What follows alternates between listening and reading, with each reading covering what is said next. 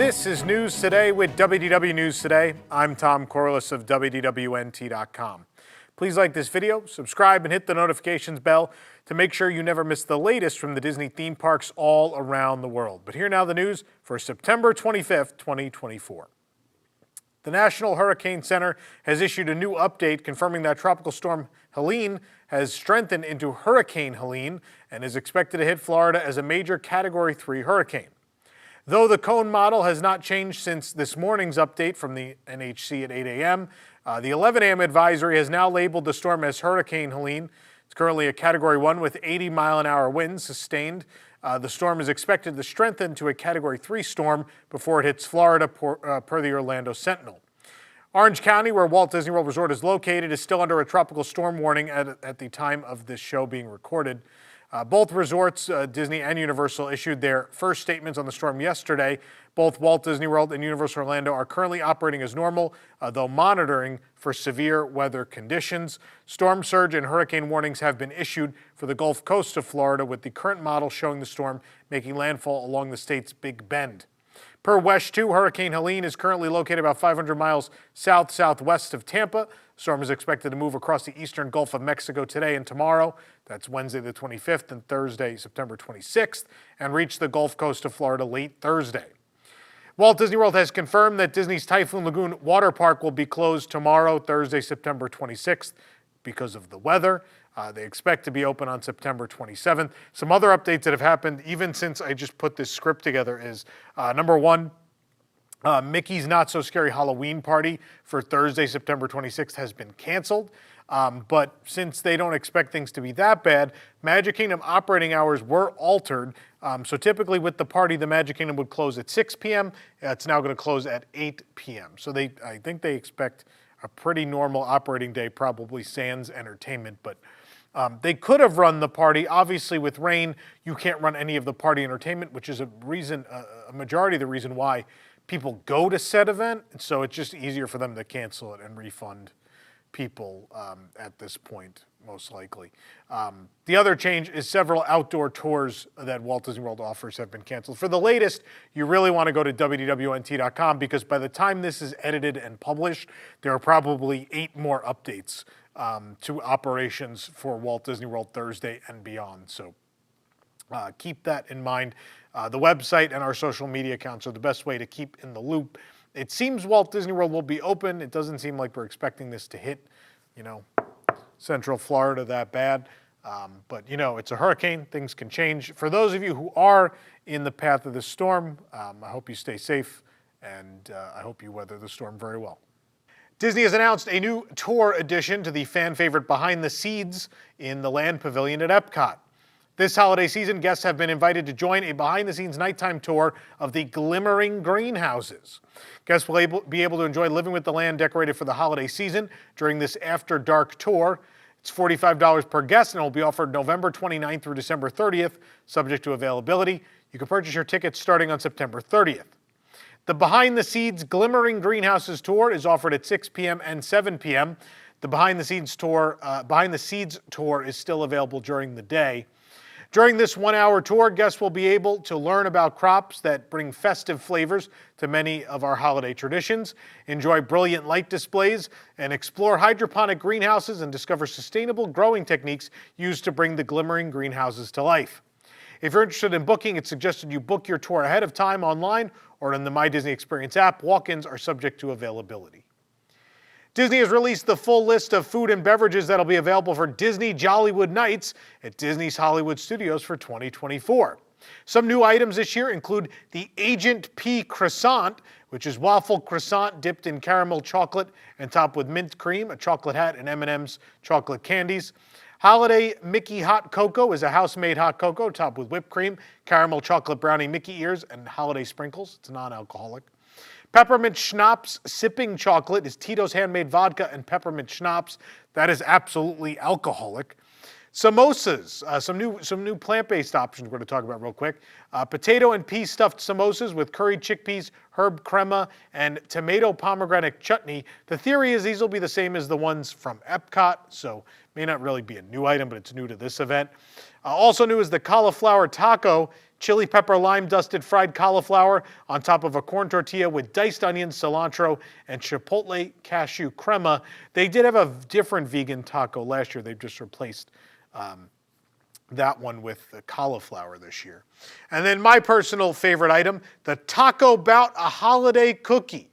It's cranberry cheesecake filled chocolate cookies dipped in cranberry white chocolate topped with pistachio whipped cream, gold crispy pearls, chocolate holly leaf decor, and holiday sprinkles. And of course, it looks like a taco. You can read the full list of the 70 plus items at WDWNT.com. A lot returning, but also a lot new, including Jazzy Holidays is almost a completely new menu this year. Of course, if you watched the video review and such from last year, you know we weren't a big fan of the Brown Derby offering, and I think the world kind of caught on because I believe reservations opened 3 weeks ago for dining at Jazzy Holidays at the Brown Derby, and I was able to today, upon seeing the menu, I was like, oh, I guess I'll go back. For opening night, I was still able to pretty much pick whatever time I wanted. So either it's A, people really didn't like the Brown Derby thing last year, which I didn't. I thought it was kind of lame. It wasn't quite as advertised in my book, and the food was not great. Or B, Jollywood Nights tickets are not selling really well at this point. Or maybe it's both. I don't know. Disney doesn't really let that information loose, so I don't know how the event is doing, but either way, that's not a good sign either for the Brown Derby or for the event in total. But we'll be there on the first night. Got to bring you guys the ice skating show, show you all the merchandise, and try a lot of this new food. So stay tuned for all that. Walt Disney World has started to replace H2O Plus bottles at hotels, having just previously covered the old branding logos with stickers. After Pola Orbis Holdings LLC discontinued the H2O Plus brand in 2022, Disney purchased the product formula so they can continue to produce and provide the hair and skincare products. As pictured here, Disney then covered the H2O Plus logo on bottles at Disney resorts with generic stickers. But WWNT reader Alexander, who actually was attending the show here on Monday, went back to his resort hotel and sent us photos of the new bottles at Disney's All-Star Music Resort. The new bottles feature Mickey-shaped filigree framing the names of each product, which is Sea Salt Body Wash, Sea Marine Conditioner, and Sea Marine Shampoo. The labels are yellow, white, and green, respectively. As before, the bottles are mounted to the wall, so they can't be removed, but housekeeping cast members can refill them. Disney Cruise Line recently replaced H2O Plus bottles with new labels featuring the Mickey head icon. They're different from these. Disney began offering H2O Plus products in resort hotel rooms and Disney Cruise Line staterooms way back in 2006. In addition to shower products, the line includes soaps and lotions. The Candy Cauldron has reopened to guests at Disney Springs after a 1-month-long closure for refurbishment. That's right, the Candy Cauldron closed back in August, and while we didn't notice much change inside, we did see that the cash wraps have been updated. The front of the cash wraps are now mostly brown instead of fully emulating the Evil Queen's heart box from Snow White. The heart and dagger are still present, but are now flanked on the left and right with brown wood and gold accents with 3-pointed crowns. The mural along the back wall is the same as before, depicting the Evil Queen's secret lair. The old hag statue stands watch at the doors above multiple shelves of candy. Inside, we spotted new Disney Villains-themed packaged candy exclusive to this location, at least for now. There's Cruella de Vil cookies and cream bark. Because dogs. And Ursula sour octopus gummies. There's also a Hades jalapeno candy bar with milk chocolate. 2 new frozen drink machines have been added behind the counter to serve Candy Cauldron's new frozen glaciers, which are essentially Goofy's Glaciers from Goofy's Candy Company, with alcohol options available for an additional cost. Here you can see Fanta Wild Cherry Coke and Fanta Blue Raspberry available and ready to serve. They will have Minute Maid Lemonade at some point as well. Standard frozen glaciers are priced at $5.99. Frozen glaciers with alcohol are $13.50. The alcohol options include rum, tequila, vodka, whiskey, and cinnamon whiskey. A Cauldron Brew Glacier is also available for $8.99 with additional toppings, $1 each. I think you can add those toppings to the regular glaciers as well. And along one wall in the shop is the organ-inspired display of candy dispensers. Bagged general candy is to the left of the display with bagged blue and pink cotton candy to the right. And with Candy Cauldron reopened to guests, you can once again get your candy poison apples or regular cherry candy apples if you prefer. We also spotted a poison apple cookie, which is new. Otherwise, a lot of stuff is returning. There are Werther's original treats as well. We did, in fact, film a review, Nana and myself, where we tried that new cookie. We tried an alcoholic glacier. We tried that Cauldron Brew Glacier, the new specialty one. We also tried all that new prepackaged stuff, including my new personal favorite, which is that spicy Hades candy bar. If you want to see us try that all, go check out the video right here on our channel. And speaking of videos right here on our channel, Jock Lindsey's Hangar Bar, the Indiana Jones themed venue at Disney Springs, has debuted a new menu, so we swung in to try them. Jock Lindsey's Hangar Bar is located in the landing area of Disney Springs, next to the boathouse and across from Wine Bar George. The new items include the Snake Bite Bao Buns. They come in a snake cage for Reggie, by the way. There's the Air Tours Bacon and Waffles, which come served on an airplane. The Bread Dip Pyramid. The Mine Car Meatballs, which, you know, folks, I got to tell you, it does in fact come on a mine car. So do the Impossible Meatballs as well. There's also the Club Obi-Wan Wings, the Orange Pilsner Goat Cheese Dip, Shrimp Fried Rice Bites, and the Palawan Volcano Temple Dip. We tried it all. You could check it out right here on our channel. There's a review for you to watch.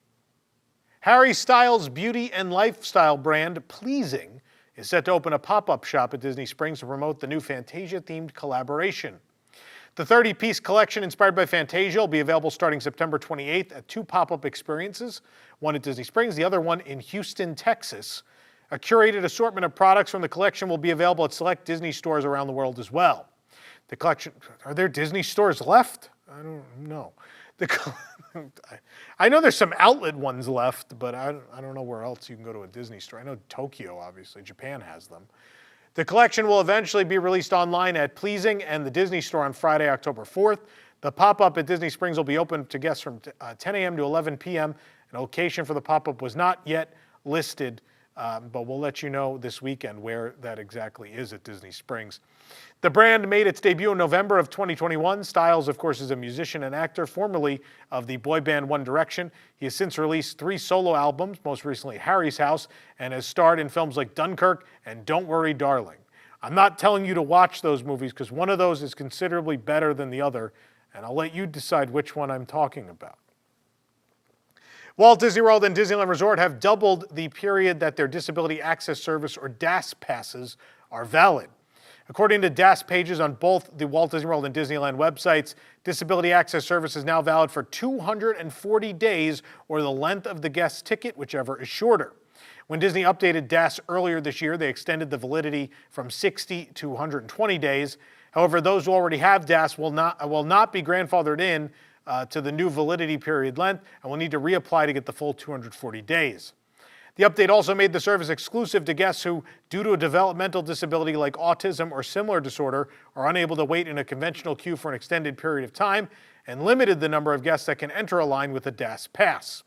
The changes have been controversial, as many guests with disabilities are no longer eligible. A guest with terminal cancer was recently denied DAS at Disneyland Resort. That made all sorts of major news. I think it's great that obviously you have to go and get this renewed less. That's wonderful. That doesn't solve all of the continuing problems with this process. I just want to comment. I know many of you I've run into at the parks have stopped me and brought up your concerns about DAS. And obviously, you know, we share them. And I've said many times that I don't believe we have arrived at the final resolution for this. If you visit the website, if you visit WWNT.com today, we actually published a piece because Universal, what gets lost in the shuffle, I know people, for some reason in the last 2 or 3 years, people have really swung positively towards Universal, which I will tell you, I don't understand because I think their customer service and everything else about them is going in the same direction, if not continues to be worse than Disney, but you know, opinions are opinions. What I will say is when Universal introduced what they called the IBSES program, we were inundated with the same types of responses from people. There are plenty of people that were just as mad. That died down relatively quickly, and I'm going to say this, and I'm sure I'm going to get flack for it, but the truth of the matter is, folks, way less people care about Universal Parks, way less people go to Universal Parks, and the world does not hold Universal nor Comcast to the standard we hold Disney. There's a reason that the Walt Disney Company has a 100-year legacy and is such a beloved brand by so many of us, and Universal just simply is not. It's just the way it is. So I will say this: Universal in the last has gotten rid of IBSES now. I don't know what the reasoning is. I don't think it was a guest satisfaction thing, because they were more than happy to have it for a very long period until Disney did this. So either they did this out of spite to look better than Disney, or I'm sure maybe the independent company wanted more money from Universal for the service, or whatever the case may be.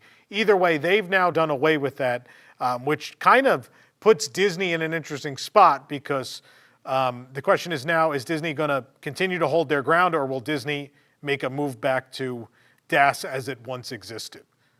So we will have to wait and see. I think, look, there are very smart people running Parks and Resorts and the Walt Disney Company at this point in time. I'm surprised that they let, look, when it was explained to us several months ago when the changes were made, what was brought up was line capacity. And look, logically, I understand that is absolutely some of the reasoning, is that, look, these lightning lanes are backed up, and some of it is we have a lot of people using the DAS system. And look, there are absolutely people who manipulated and used the system that didn't need it, because you can't really check the validity of someone's disability. It's not legal in this country. And so some of what you had to deal with was people who didn't really deserve DAS getting it. But the problem with coming down on a system like DAS is inevitably, when you try to cut back on people taking advantage of the system, you inevitably are going to hurt people who actually need it. And I will tell you, here's my feeling, right? I'm not Disney, and they can feel however they want. But my thought process is, if someone has stage 4, a terminal illness, and is not going to have a lot of time left on this planet, I am okay with that person skipping me in line for free. I am okay with that family not having to buy Lightning Lane. Please let that person has very limited time left on this earth and wants to have a day of fun. Let them go. We should build another lane just for those people. In fact, those people should not have to wait longer than anyone. That's the way I feel. If I was a multi-billion-dollar corporation, but I'm not, right? So I don't answer to shareholders, and I don't have the pressures of a job that is, my continued employment is only hinging upon the next quarter being stronger than the last, right? We all have to feed our families. I get it. But on the other side of this, I think, the public perception, your reputation as a company is worth fighting for. Josh D'Amaro certainly realizes this. I think we can only applaud what they did in the case of what happened with that allergy lawsuit regarding Raglan Road, where Disney came out and said, this is a bad look. Just, you know what, we will remain named in the lawsuit, and this will be settled in court. And that was the right decision to make. I think they are put in a similar difficult place here, where, although this one, it is something they've done that has put them, on the hot seat. So something has got to happen here. Look, yeah, some of this decision was capacity based, but I don't doubt there were people in the Walt Disney Company who were like this, who went, oh yeah, we have, our Lightning Lane numbers will look a lot stronger next quarter if a bunch of people can't get DAS anymore. We're going to sell a lot more Lightning Lane. And I would absolutely believe that was part of the conversation, because it's a mega corporation, and they like to make money. So I think what's important is, obviously it is a business and you have to make money, but at the same time you have to show that you care about your customers. So you have to find a balance. I'm not saying DAS has to go back to what it was before, but it certainly can't remain what it is now. We have to find some new way forward. I don't think the Universal has figured out the answer either. I think it's weird that they, began that system to combat people taking advantage, but then have just out of nowhere just dropped it suddenly, even though they've had it for well over a year. It's also conspicuous the times they've chosen, if I may for a moment. Universal introduced the service just a couple weeks before Horror Nights began last year, and now this year they've dropped it just a couple weeks after Horror Nights began this year. So I think, like, at the very least, there's some number crunch or Universal that's like, well, we got a lot more money for Express last year at Horror Nights, and this year at Horror Nights we've already collected from a bunch of people. So if we're gonna drop this, this is a safe time to do it. We'll see what happens when we get to Horror Nights next year. Maybe they'll have a new system by then, but undoubtedly, there is some financial decision involved for both Universal and Disney. These are not, these are not nonprofits. These are not, they're out to make money. So that money is definitely a part of the decisions both of these companies are making in regards to handling disability access to attractions. There is no doubt, but at the same time, they have to find a way to make more people happy and make sure that the people that really need the service are getting it. And look, if a couple people who don't deserve the service manage to get it, that's just the collateral damage. I'm sorry, you guys are gonna have to deal with a couple less Express and Lightning Lane sales. And know in your hearts that, well, the company lost a few dollars, but at least the guy with the terminal illness got to have a nice day before he left this planet. That's the way you have to look at it. So I'm asking people in both of these mega corporations to have a heart and to try to solve the situation, because if I'm getting complaints, I can't imagine what they're getting. So, because I don't work for either company, and if people are using me as a sounding board, I can only imagine. I can only imagine. So I am hopeful that we are going to come to some reasonable solution soon that'll make more people happy. Look, you're never going to make everybody happy, but it is abundantly clear at this moment in time that we are not making enough people happy when we see people who very clearly have serious disabilities and serious issues when they go out into the world and could use a hand. And they have to take to social media to show people how hard the park going experience is for them, and unfairly at that. The system was created to help people, and so the people that need help should get it. And no one that actually needs the help should be denied. And it should not be limited to just autism. I'm sorry. Look, we want to be honest for a few moments. When DAS was first introduced, it was because they were getting so many people at guest relations who had family members or they themselves, were dealing with autism. And it's a terrible thing to deal with, but at the same time, that is not the only thing that makes a park day really hard. It is not the only disability or the only challenge that people have to face that makes it hard to enjoy a day at a Disney park. And with the amount of money they spent and what these people are going through on a daily basis, someone has to do better. I hate using that term, do better, but because people overuse that. But somebody's got to figure this out. Disneyland Resort has announced a new discount, or a new series of discounts, I should say, available on Disneyland Resort hotels this fall.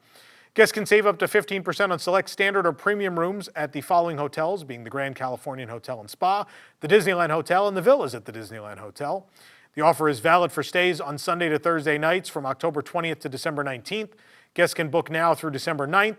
It is not valid for select concierge rooms, signature or premium suites, 2 or 3 bedroom villas, or at the Pixar Place Hotel at all. It's not valid on previously booked rooms either. Meanwhile, Disney Visa card members can save up to 25% on select stays at the Disneyland Resort this fall. Again, good at the Grand Californian, the Disneyland Hotel, or the villas at the Disneyland Hotel. Again, Sunday through Thursday nights, October 20th through December 19th, and you can book now through December 9th. Guests must mention the offer when booking the Visa card offer and use a valid Disney Visa card or Disney Rewards redemption card to pay the deposit. The Disney Visa card member must also be staying in a room on the reservation. I say that because there is a limit of 2 rooms per reservation and occupancy restrictions apply. Now, if you want to book that, well, our next ad will tell you how. This program is brought to you by our official travel agent sponsor, Be Our Guest Vacations. Your dream vacation begins with Be Our Guest and their concierge team of expert vacation planners. Head on over to beourguestvacations.com/WDWNT, and their team will design your next magical vacation from the Walt Disney World, and in this case, the Disneyland Resort, and those special offers to the Disney Cruise Line, Adventures by Disney, and more. Make it their problem. You don't have to call Disney and deal with it. Let them do it. They're also able to book unforgettable VIP tours where you and your group can experience the ultimate park day. You might ask, what is the charge for making your vacation their problem? Well, it's none. It's 100% free. So book today. A former Disney cast member is suing the company for wrongfully firing her after she complained that her lupus condition and cinnamon allergy were not accommodated at work. Serena Pena-Walker, 23, filed the lawsuit in Los Angeles Superior Court alleging wrongful termination, whistleblower retaliation, harassment, and intentional infliction of emotional distress. She's seeking unspecified compensation and punitive damages. Her work location was not clarified, but with the filing in Los Angeles, it is likely she worked at the Disneyland Resort. Disney hired Pena-Walker in October of 2022. She later disclosed her cinnamon allergy and then that she had a form of lupus. In February of 2023, Pena-Walker was assigned to a kitchen serving cinnamon pretzels. The suit states that a manager thought she was exaggerating her allergy and told her to either work at the location or go home without pay. Pena-Walker wore a mask when working around the cinnamon, but developed a breathing problem and hives. A Disney nurse examined her and recommended she go home. The manager then allegedly asked the plaintiff, "Do you really need to go home?" The suit states that another boss told coworkers he didn't believe that Pena-Walker actually had lupus. Pena-Walker complained to Human Resources about the mistreatment. Shortly after, she was written up for taking medical absences. She was also allegedly retaliated against for being required to work in a cold environment, which can trigger lupus symptoms. Although supervisors knew her absences were medical leaves related to her lupus, Pena-Walker was suspended after returning from one medical leave and fired in June of 2023. The suit states Pena-Walker has suffered lost wages and emotional distress. A Disney representative did not immediately reply to My News LA's request for comment. A new Disney Cruise Line policy change has updated the final payment date for Concierge guests, as well as the cruise cancellation fee schedule, effective immediately. Starting September 24th, the final payment for Concierge guests aboard Disney Cruise Line will be due 90 days before the vacation commencement date for 1 to 5 night sailings. And for sailings of 6 or more nights, the final payment will be due 120 days before the trip start date. Previously, the policy was that final payments for Concierge were due 120 days out for 1 to 5 night sailings and 150 days out for cruises 6 nights or longer. In addition to the changes to the final payment policy for Concierge, Disney Cruise Line also updated its cancellation fee schedule. There's a lot of information here. If you want to read it, it's available at WWNT.com, but it would take me a long time to read it. It's probably better if you look at it yourself because it might get confusing. 2 new beverages have been announced for Disney Cruise Line in celebration of Agatha All Along, Marvel Studios' newest television series on Disney+. Announced on the Disney Cruise Line Instagram page, the 2 new beverages are a ube coconut latte on the left and an enchanted purple lager. The drinks have been introduced as part of the Halloween on the High Seas event. Guests can also get a special Agatha All Along decoration added to any coffee beverage. These offerings do not appear to be limited to any one ship, so they should be available across the Disney Cruise Line. For the absolute latest on these stories and all that didn't make it into today's show, be sure to check WWNT.com and follow us on all your favorite social media platforms. You can support the entire team behind this show and others by joining the WDWNT Interglobe Society at patreon.com/WDWNT. Get access to exclusive content, discounted show and event tickets, and more. Special shout out to all of our WIGS members watching who make this show happen every week. For the worldwide leader in Disney Parks news, this is Tom Corliss saying, enjoy the rest of your today, and have a great, big, beautiful tomorrow.